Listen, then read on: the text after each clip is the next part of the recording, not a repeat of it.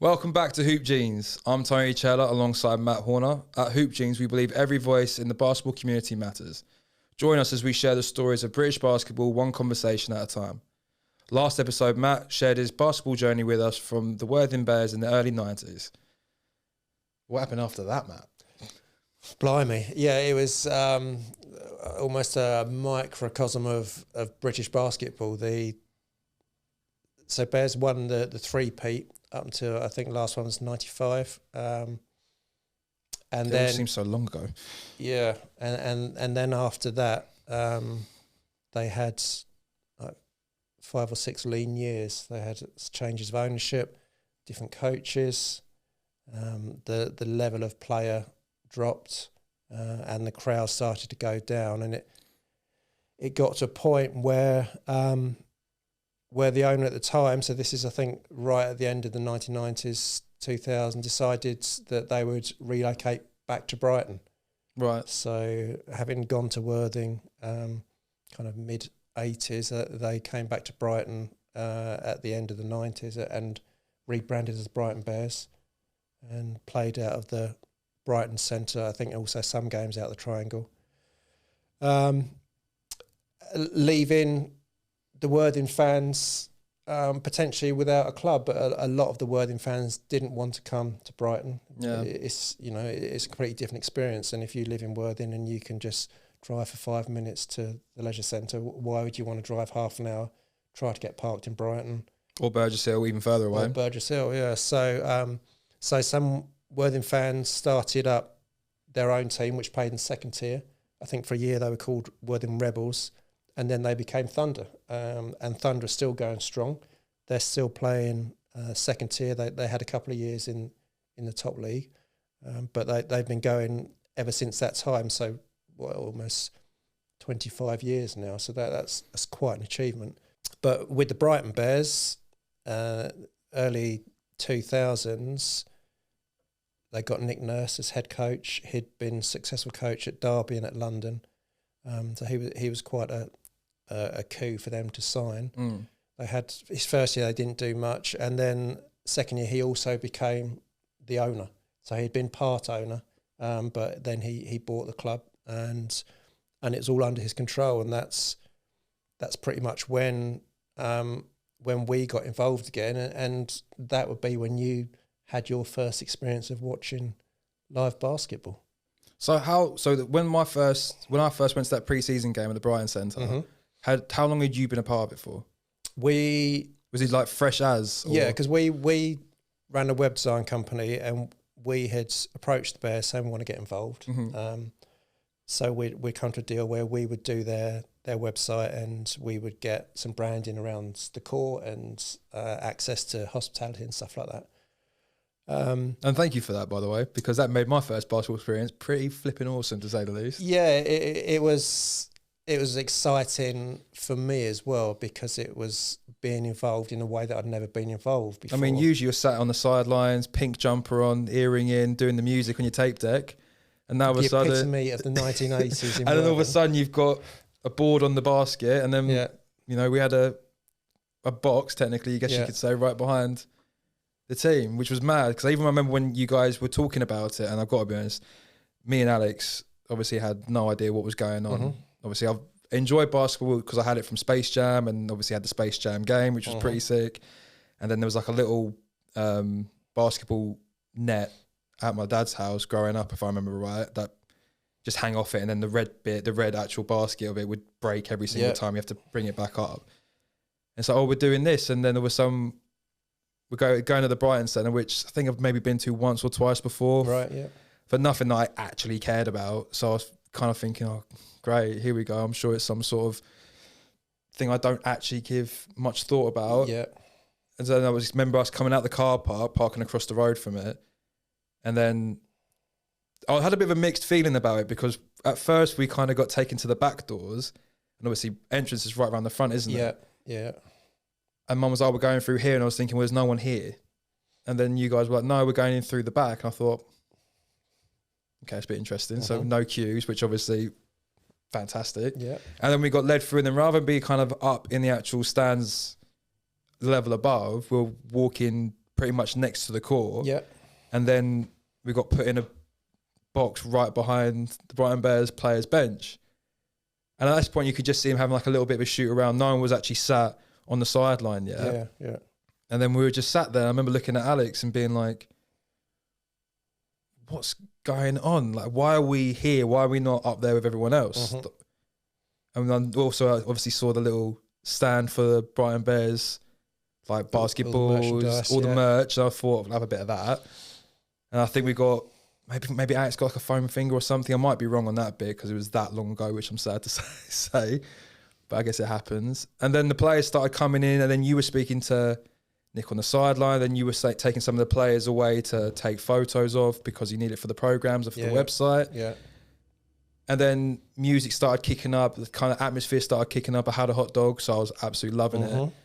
And then tip-off happened, and then you had all the players in front of us. It just kind of felt like such a mad experience because Brighton Centre was going off. Like, the atmosphere was insane. You had every like fan there from the team who were travelling in and local Brighton kids. Because I saw a lot of people there that I actually knew from school or from different sports teams. So I started thinking, oh, this is more popular than what I thought it was. Yeah. Well, I looked at I found some photos from that game fairly recently. And my head was massive, wasn't it? I think Christ, I grew into it. And I couldn't believe how many people there were there. And it was a friendly. And as you say, we were sat one side looking across, and it was just full up. Yeah. This is Brighton Centre, which holds a lot of people. So that's pretty impressive, really. And I think at the time, everyone was quite excited that it was going to take off in Brighton. It really seemed like it was going to. Like, it really, really did seem like it was going to. Because especially from my point of view, is that you could feel kind of that atmosphere, which I hadn't really had with basketball before that. Because obviously I just watched a little bit on TV or something on those lines. It wasn't really shown to us at school or given to us in PE to do, unless it was raining outside. And then all of a sudden we're sat there and, tip-off going off, people shooting threes. The players were right in front of us. And I remember tapping a couple on the shoulder, asking if I could have their autograph, because you got the programme with all their photos in it. Yeah. And I remember it was Wilbur Johnson. Number 25, wasn't it? I always remember his jersey number and his first name because I'd never heard of someone called Wilbur before. I tapped him on the shoulder and I said, can I have your autograph? And he kind of looked around, looked at Nick Nurse. He was like, okay, but we really can't do this because coach will get annoyed. The game is on. I was like, even better. And then he passed it to a couple of the other lads. I wish I had that programme somewhere still, just to see who I actually got to get an autograph from then. Yeah. And he passed it back to us. And it just kind of, for me, it just kind of made it that extra bit more special because it's one thing watching it, but then when you have that kind of interaction with someone who's playing a professional sport, it does make it a bit more special, and it's a lot more approachable than football or rugby would be. Yeah. You're not getting that close to them, are you? Let's be honest. No. So are there any particular memories of watching the Brighton Bears? Because they had 4 super exciting years where they reached the pinnacle of the game in this country and played in Europe and then just fell out the league. So what are your overriding memories of particular games or particular incidents or players? Game-wise, it's hard because I was young, so I don't remember. I remember Thames Valley because they had a yellow kit, didn't they? I can't remember, yeah. There was one team that had just a solid yellow kit. Towers were Was it Towers? Kit, Right, it might have been Towers then.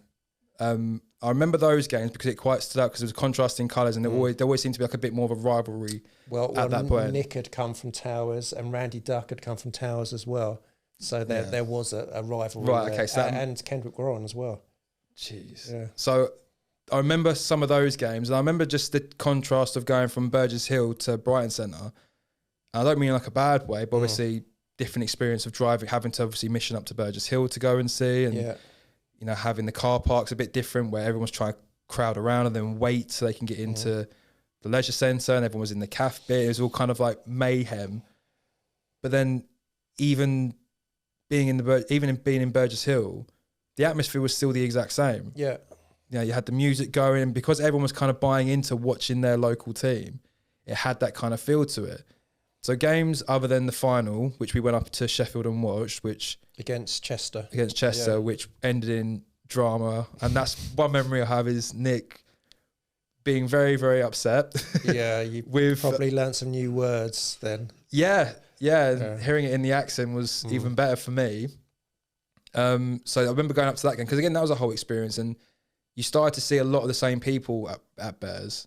You started to see a lot of the same fans. So you kind of, maybe not even to say hello to them, but you kind of had that community and just going up to somewhere different and supporting them. So that was pretty insane. Yeah. And also being a final as it was, okay, the result didn't go the way we wanted, but just to see it play out was nail-biting stuff. Yeah, so I think that was, Rico had a basket disallowed, didn't he? Or, that would have taken the game to overtime. Yeah. And it took the referees a long, long time to decide whether it's going to count or not. Yeah. I remember that. That was just pretty insane. And then I remember when Yorick Williams signed, because he'd been with Nick and Rico before in, was it Derby? Yeah, I don't remember whether Nick was the coach at Derby when they had the big fight, right? Basically, he might have been, but so Nick had been player coach at Derby. Right. Okay. Yeah. So I remember when he signed because there was a bit of hype around that, which was pretty insane. Yeah. And then obviously end of third quarter when you'd have the duck toss. That was pretty insane. Duck chuck. Was that what it was called? Duck chuck. Which I always thought was really cool because I remember the first time seeing it, and then you had the little paddling pools with the rainbow bits to the side. Yeah. Like every childhood paddling pool growing up. And obviously you get given this duck, it's like, right, launch it in that, you can win something. Like only ever happened once for me. And I remember it just bobbled along the floor, then kind of flicked up like a rugby ball at the end and went in. I was absolutely gassed. And then obviously half time when you get to do a free throw when you're a kid.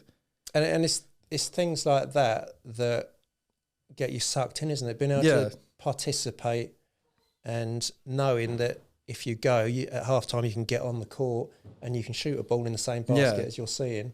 And then between third and fourth quarters again, you can be in an activity. There's something going on. There's something more drawing you into it. The basketball was it for me anyway, because I've always loved sports. I've always loved being competitive. And what I liked about basketball as well is that you could be 15, 20 points down, but then you can get a run and all of a sudden it's back on again. And even if it doesn't matter whether it's end of the first quarter, end of the second, there's always a moment where you feel like something can change, something magic can happen. And obviously if you get a buzzer beater right at the end, even better. But it's such a chess game at times with the moving parts, because watching it as I was as a kid, you see it just kind of ball flying around.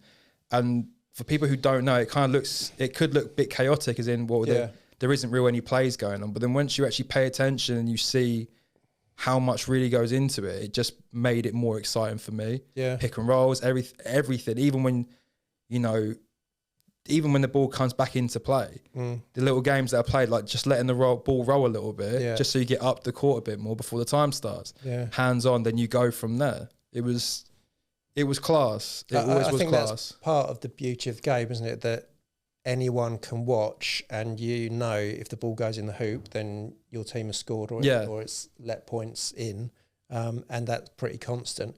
But then there are real nuances and detail and loads of planning that go into each game, and as you become more experienced watching it, you get to notice these things. Yeah, and then you notice the picks and you notice the rolls, and it's just like, oh wow, that's pretty amazing to be able to do that.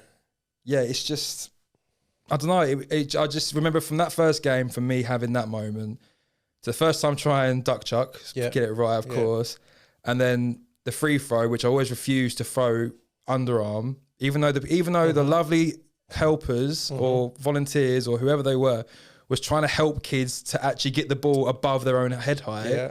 I was obviously too stubborn to do that. You and most of the others, Well, I just thought I could do it, obviously. How old was I been then? That must have been 2004. Yeah, so this would have been between 2000 and 2004, I think, 2005. So...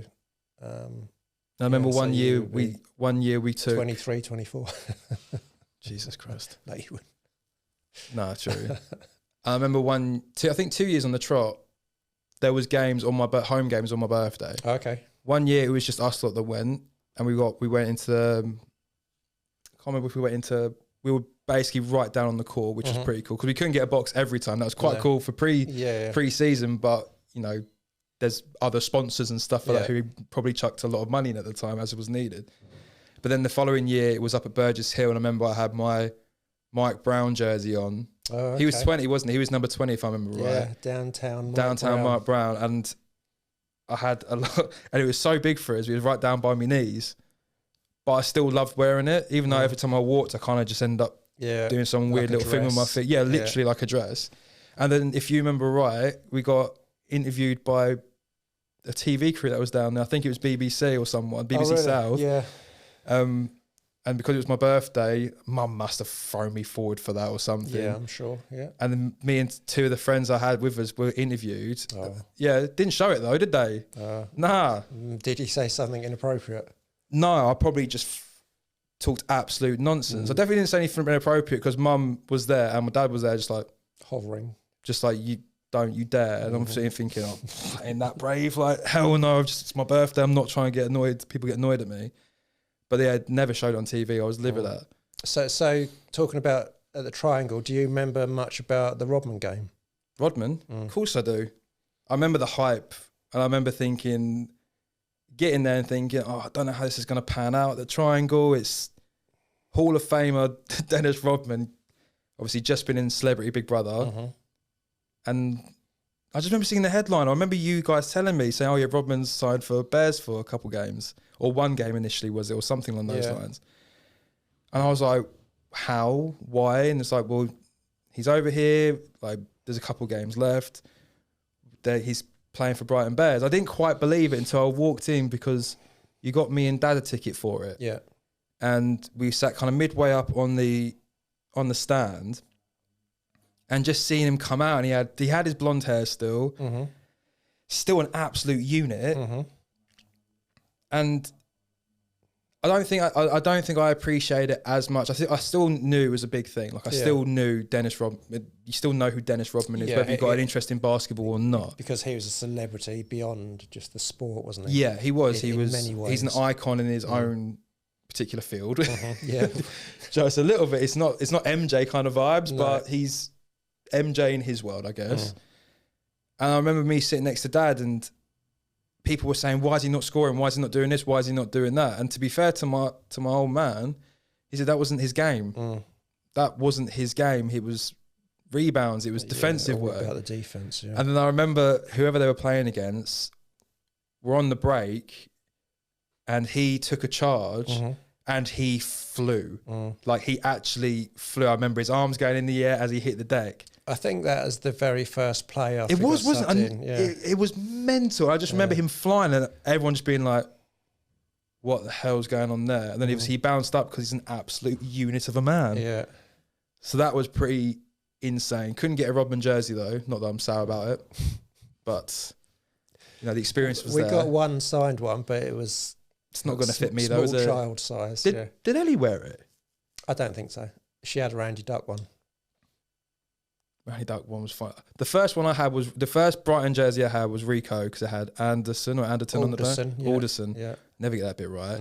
And he was number 5. And I remember I had that. I wore that with pride because I thought it was sick. And then I had Mike Brown. And then they went and bust. Yeah.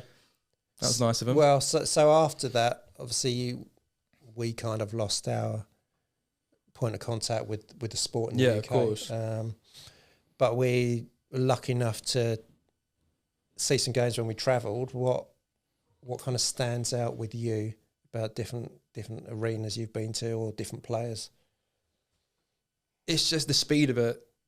For simply the watching part of it, it was the speed of it was ridiculous. Even though we obviously being the first game I got to see of NBA actually was it the E02? I always get these two confused. I can't remember if it was MSG for my 18th, or we went to the O2 first. Yeah, I would think we'd probably been to MSG first. I think you were right. But I remember that whole experience because obviously we got there a bit late than we were supposed to. And then we were rushing down and we got there, and it just seeing MSG lit up was something that I wasn't fully expecting to kind of see because it's Madison Square Garden, isn't it? Do you know what I mean? It's something that's iconic in itself. Going through the turnstiles, going through the stairs, going up the stairs of the escalators to get to our section, and just walking out and just seeing the lights going off, the music playing.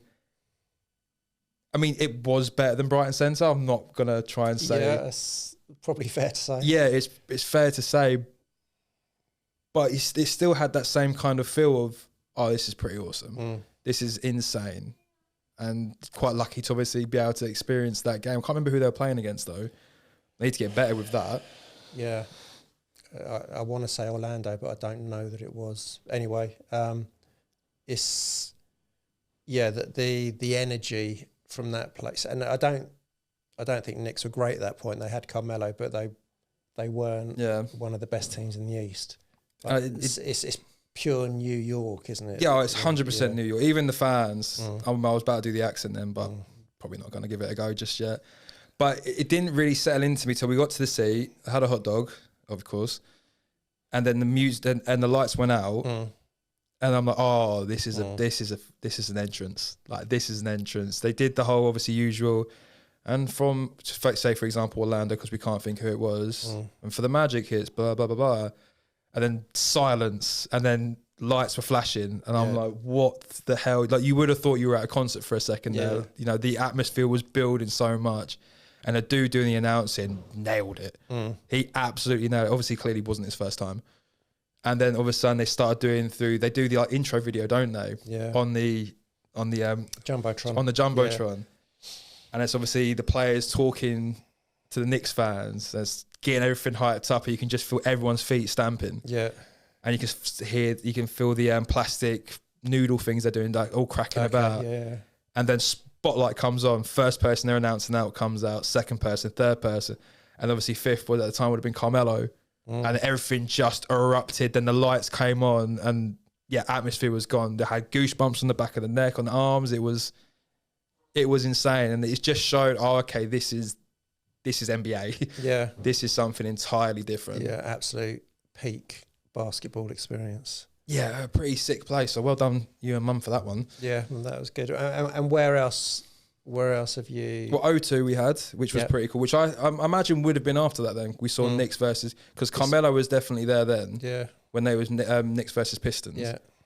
And then after that, had we gone to see Orlando play? Or did we go back to New York and watch Nets versus... Did we watch Nets and Knicks once? We did see at Barclays. We saw the Knicks play the Nets at Barclays, and it was the year that Zion was coming out of the draft, and everybody wanted to tank so they get a better chance. And the Knicks fans, because Brooklyn were winning, and the Knicks fans who were in the arena were singing, "We want Zion." Yeah, that was it. That was it. That was the introduction to Zion for me there, because you'd obviously been watching a bit of his college career coming through, because he was such an animal when he was coming through at Duke, wasn't he? So we went to obviously Barclays to see that game. We would have gone to Madison Square Garden again to see, cause I think we did a trip where it was both of them. Yeah. Then obviously down in Orlando, we were watching my favourite player, Aaron Gordon. Yeah. Anyway, moving on from him. Yeah. And then obviously when I went down to Miami when I was 24, saw Heat play, which was exactly how you'd imagine a Miami sport event to be. So that wouldn't have been LeBron Heat, would it? No, it was after. Wade was still there. Right. And they were against the Nets. And it wasn't a strong team for the Nets, if I remember right, I don't think. I think I had a look at the team sheet before, not long ago. Yeah, there was no standout. It's where that period where I think Pierce and Garnett retired. Well, they may have been out injured. There was like a season where they didn't really have anyone big going there. And Heat won that, and Wade had an absolute insane game. And then obviously when we went over to watch the Lakers play. So when we did that trip, we saw Lakers and Warriors, and we saw Lakers and Clippers. So you would have seen LeBron and Steph. Carmelo. Oh, blimey, yeah. Green. So, yeah. Westbrook as well. So some incredible, like the most iconic players of this current era. Is there anyone you haven't seen who you think, oh yeah, if I got an opportunity, that's who I'd like to see? What, still playing like now? Yeah. Yeah. The Ball Brothers, 100% the Ball Brothers, because whilst we weren't able to go and watch games, because obviously we're over in the UK, or if I was over in Spain or in Dubai, I would be watching things like Ball in the Family, which was pretty cool. And I think it helped grow a bit of basketball in the UK and other countries as well, because it had that reality TV aspect of it. Yeah. And watching that family was always entertaining. You know, it was always fun. And there's a few people that I know who weren't into basketball who said, look, have you seen this? It's on Facebook. And I'd be like, yeah, I've been watching it, and I kind of follow Lonzo's career a little bit, and interested to see what's going on with Jello, and then obviously LaMelo coming through. And we spoke about LaMelo, and you hadn't really heard much about him, had you? No. Because you wasn't obviously watching the show because you were working. Yeah. Well, and his dad was unwatchable to me. Yeah. And I can see that from a purist point of view. I can imagine, because it is that kind of different, it's a different culture there, isn't it? You kind of got, especially as he didn't play basketball to a high level, do you know what I mean? But to talk with such, but then it's worked out for him because he's got 2 boys playing professional. He's got successful children for sure. Hell yeah, he has. So, you know, he may have been right in what he was saying, to be fair. Yeah, can't argue with that. So, LaMelo, I want to see 100%. Right. I wouldn't mind seeing the Lakers now because just to see Luka and LeBron. The Luka Lakers. Yeah. I want to see Harden play. I want to see the beard. Just want to see him do a couple handles. We've seen Kawhi and Paul George then, or who was injured that game? Probably we saw Kawhi. Yeah, probably. Chances are. And Clippers have got their new arena, which would be... Oh my God, could you imagine that? That would be so good. Yeah. What about any non-NBA? I want to watch GB play. Right. Try and watch GB play. And just watch as many games as we can in the UK. Obviously, we went and saw Lions, which was pretty insane. Pretty cool, yeah. We've seen Thunder twice, which I absolutely love what they do there. You know, especially as it's right around the corner. Yeah. You get there. And again, it's for me, which is what I really love about British basketball as a fan, is how much effort these teams are going to make it feel like an NBA game. Yeah. You know, and that's something I've got nothing but admiration for. And it's so nice to see, especially when you've got little kids running around with their local team jerseys or with the like warm-up jerseys or anything like that, or kids who even play for the clubs who get to feel like this is our club, because it is their club. So yeah, see a few more Thunder games, go up to London, want to go up and see games up in Scotland and Serbia, but Serbia. I just that and El Clasico as well, just to see Real Madrid and Barca in basketball. I don't really care too much about seeing it in football. I don't. I'd rather see it in basketball than football. Yeah, that would be quite an experience. What about you? Well, to do Serbia... you're not allowed to go to Serbia. I don't know why you're thinking you can. Yeah, I'd have to get special permission. To go to Serbia would be quite something. It'd be a completely different vibe. In terms of players, I'd like to see Joker play. I think that would be... The enigma that is him. Cool. Yeah, the physical enigma. That'd be cool. Yeah, I mean, I've been lucky enough. I've seen loads of great players over the years, and it's just awesome. You are physically in awe of them. Like majorly so. Yeah, it is. It's something else, especially as obviously when you get there. Even when you're up, if you're up in the nosebleeds or you're quite far away, you can fully see how big these guys are, and especially some of them like Westbrook. Sorry. How athletic he is, and some of the heights he gets on his jumps is just insane.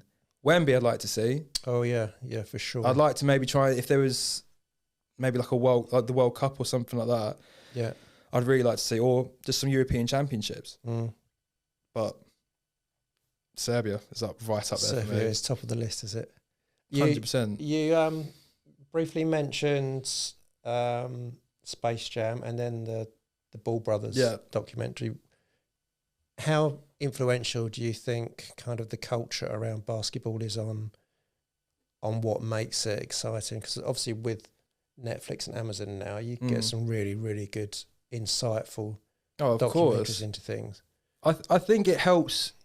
It helps definitely your average person who knows names like LeBron or you know, or Davis or Zion. It helps you kind of gauge it, because a lot of people spend their time indoors, and a lot of people spend their time looking for something to watch on the various different streaming platforms or TV. And I know a lot of guys, especially people that I know from my experience, don't really want to watch reality TV in a sense of a Kardashians or something on those lines. Just drama. But I feel like guys can convince ourselves, oh, well, you know, it's about sports players, so it's not reality TV. Yeah. And so I feel like that's kind of like a little grey area where guys who want a bit of drama can kind of get into it. And then you see snippets of the games. Like, obviously, we were talking before at home about Boston have got their new series coming out. Yeah, it's out this week, It's out this week? Yeah. So is it showing the championship winning season, or is it showing before? I think it's kind of a history of the Celtics, yeah. So it's Bill Simmons, Celtic City, I think it's called. So yeah, we have to find that. Hopefully it's on now, but... Oh, definitely.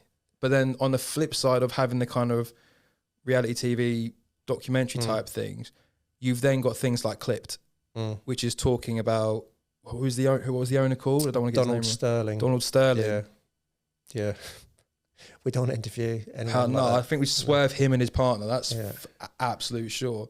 But then that kind of shows, again, some of the history, obviously dramatised versions of it. We hope dramatised. Well, like was it Showtime? That thing about Lakers, what was it called? It's Showtime, wasn't it? Oh, I don't want to say it wrong, but no, I'm pretty sure it's Showtime. Yeah. Or whatever it was called. And the guy who played Magic Johnson did such a good job. Even the guy who played Larry Bird is insane in that. Got the twanging in the voice, the arrogance, the air of him. It's just mad. So I feel like shows winning time. There you go. Yeah, but you said it first. Well, back in the day, they did used to call Lakers Showtime, but I bet that's copyrighted. Winning time. Oh, do you reckon? Yeah, obviously. But then you've got other films as well, like obviously a film that had Tupac in it. You got the film with Denzel Washington, like Above the Rim and things like that. Yeah. So it's not even just films that are aimed towards kids, even though Space Jam's for everyone, in my opinion. But you've then got older, more drama kind of films for it. Yeah. And even what's that film with Woody Harrelson in it, where he's teaching the guy with... I don't know I can't remember what it's called. It's something season, is it? Potentially. We need to start fact checking these things before. Preparation. Always good to wing it, Matt. Just saying. But then I even saw on Netflix, there's a new limited series out with Kate Hudson, the actress, and she's playing a GM of a basketball team, professional basketball team. Okay. So it just kind of goes to show, even though, you know, it's a sport and stuff like that, there's so much popularity around it, and it's really important to actual society in itself, not just through fashion, where you've got Jordans, and obviously most sports stars have their own kind of signature shoe and clothing line, which obviously people are then wearing out, then it becomes part of everyday life. But even kind of having the moments where you're seeing the athletes do well, and even the human moments when you're seeing them kind of away from the limelight in these kind of shows, and even in interviews and podcasts that everyone's doing, you're showing that side of it where not everything's going to be, you know, glitz and glamour. Yeah. Sometimes if you get injuries, how that affects you. Yeah. If you're dropped, like what do you do next? Because a lot of players have this in their mind. They're going to do this for as long as they can, keep in the league. Yeah. But that's not always the league's plan for you. Yeah, and I think that the human side of those sorts of programs, it just makes it more interesting and makes the game more accessible. And hopefully we can do a little bit of the same sort of thing with the podcast, and when we talk to people we can find out a bit more about of course about the stories behind it. So if you were trying to convince somebody in the UK to get into basketball, so what would you say would be a good starting point for them? Get into as in playing it or watching it? Just becoming interested, not necessarily playing. What I say to get, first of all, watch Winning Time or something along those lines. Yeah. Or I'd even recommend watching one of the podcasts with one of the NBA players. It's like when you see Kevin Garnett talk about things and Paul Pierce talk about their experiences, because I feel like a lot of people see basketball players as just kind of tall guys running around throwing the ball about. I don't think they realise how many characters and how many funny characters it actually has. So I would always recommend something on those lines, something to do with a film or something to do with a podcast. And failing that, just get yourself to a local game, or just watch it on TV, or watch a couple highlights on YouTube. Just so, not just to watch the game, but then to hear what everyone else is seeing, hear the atmosphere, hear the crowds roar, because it is something quite special. Yeah. And it gets to happen more in a basketball game than it does in football. Because as soon as a bucket goes in, everyone cheers. Yeah. I mean, the most you hear is people booing at football because the game's boring, the game's being slow, or you might hear them sigh if they miss a shot. There's so much excitement to it. Watching it in any kind of form would be something that I would say. If you have to watch it on TV, watch it on TV. Or go to somewhere local if you can. Go to your Thunders, go to London, go up to Scotland, Manchester, Bristol, any one of these places. Take your family with you if you've got a family, which is a huge thing because you've got kids running around. The kids are enjoying it. They're loud. It burns energy, like because you're shouting a lot and moving about a bit. Especially if some of the places, the teams do have the free throw at half time. That then gets them involved. Yeah. And it's not like every other sport in the UK. It's not paying through the nose to just be able to go and see it. You're seeing good standard of sport indoors as well, which in a country like ours, a lot of things indoors are actually quite nice to have. And we don't have much in the way of indoor sport. Which is mental considering our country's raining a lot, or cold a lot, or windy a lot, especially down our neck of the woods. It's wind. Don't have to worry about that in basketball. You're inside, you're warm, you're comfy. Mostly comfy anyway. Yeah. And you're getting to see a high level of what I think is a high level of sport. So what about you? What would be your pitch to sell to someone? Well, yeah, I would say I've never known anyone go to a basketball game and not enjoy it. No. And it's so easy to enjoy because it's so easy to follow what's going on, even if you don't understand every call or you don't understand why the ref's blowing his whistle for something for no apparent reason. The speed of the action and the quantity of times that the ball goes through the net, they're giving you a reason to cheer. It's unlike other sports in that respect, or other popular sports in this country. So I would agree with you. Go along to a local game. No, majorly so. Buy a hot dog. Watch the game. Stamp your feet. Clap your hands. Shout. And listen to the music. Sing along with it.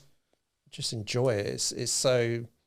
It's relaxing and exhilarating. It doesn't feel threatening at all. It's not like going to football or whatever. It's just a completely safe, interactive environment. So I definitely recommend it for anyone who's not been. And also, you're not signing off half a day. You haven't got to worry about, at this present moment in time, you haven't got to worry about thousands of fans, as you say. Everyone can just sit with each other. It's pretty chilled and safe. And it's enjoyable. It's so enjoyable. Just something so simple as just going to watch the game locally is just... We watched Worthing the other day, didn't we, against Essex? Yeah. And that was class. Yeah. And people were getting involved there and people were cheering. And you can tell some people may have been their first games or may not feel it as their first sport, but everyone had a smile on their face. Yeah. Everyone had a smile on their face. So I think it makes such a difference. Yeah.